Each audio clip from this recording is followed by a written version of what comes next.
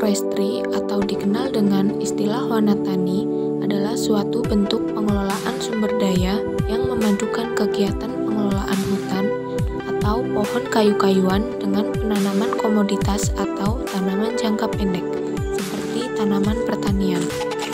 Di Indonesia, agroforestry sudah diterapkan sejak dulu. Petani menanam pohon dengan atau tanpa tanaman semusim.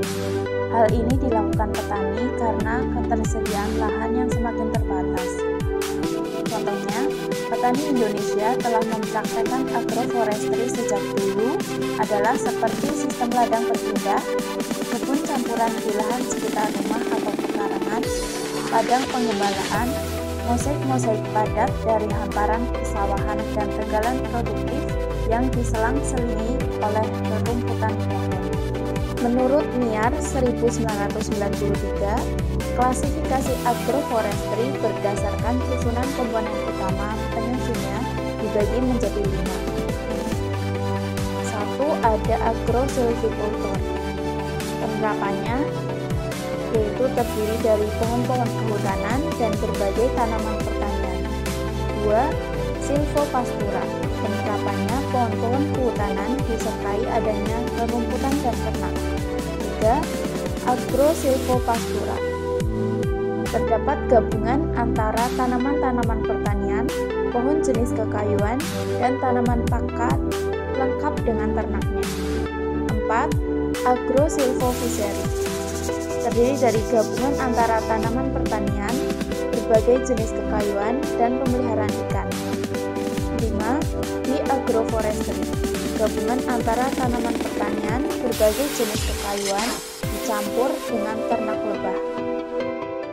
Penggunaan ruang agroforestry memiliki pola, yaitu sebagai berikut. 1. Ada pola trees along border, yaitu pola penanaman pohon di bagian pinggir lahan dan tanaman pertanian berada di bagian tengah. Tanaman difungsikan sebagai pagar atau batas lahan. 2.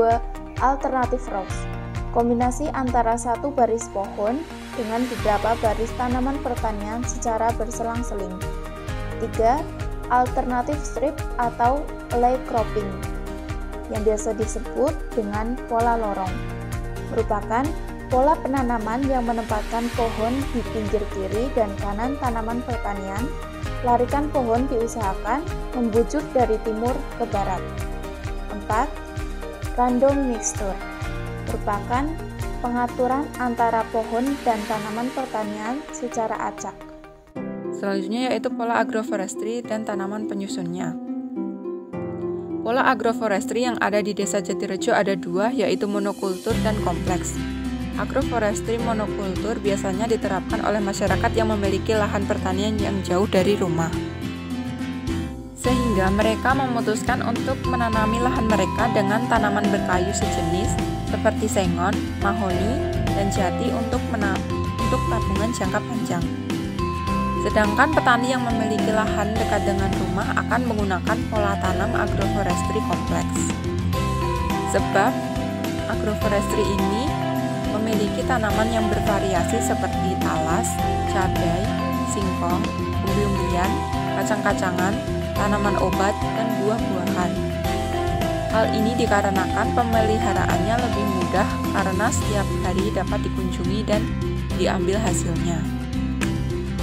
Kontribusi pendapatan pada agroforestry dengan memanfaatkan pohon kayu-kayuan seperti sengon berbeda-beda di tiap tempat. Rata-rata besarnya kontribusi ekonomi agroforestry dengan kayu sengon sebesar 14% hingga 60% terhadap total pendapatan keluarga. Beberapa faktor yang mempengaruhi kontribusi ekonomi sengon dalam praktik agroforestry ini adalah diantaranya pola penjualan kayu sengon, usia kayu sengon, luas lahan kayu sengon, jumlah kayu, dan prioritas tanaman yang dibudidayakan. Pada daerah dengan kayu sengon yang cukup tua untuk dipanen, maka harga dari kayu sengon tersebut akan lebih mahal. Luas lahan dan jumlah kayu pada lahan juga mempengaruhi kontribusi ekonominya. Semakin luas dan banyak jumlah pohon sengon, maka kontribusi ekonomi sengon akan lebih besar. Kemudian prioritas tanaman berpengaruh pada perlakuan kayu sengon dalam lahan tersebut.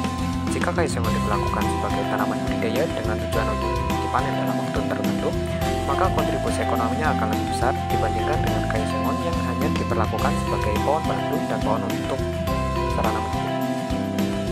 Penyebar luasan agroforestry diharapkan bermanfaat selain untuk mencegah perluasan tanah terdegradasi, melestarikan sumber daya hutan, dan meningkatkan mutu pertanian, serta menyempurnakan intensifikasi dan diversifikasi kehutanan.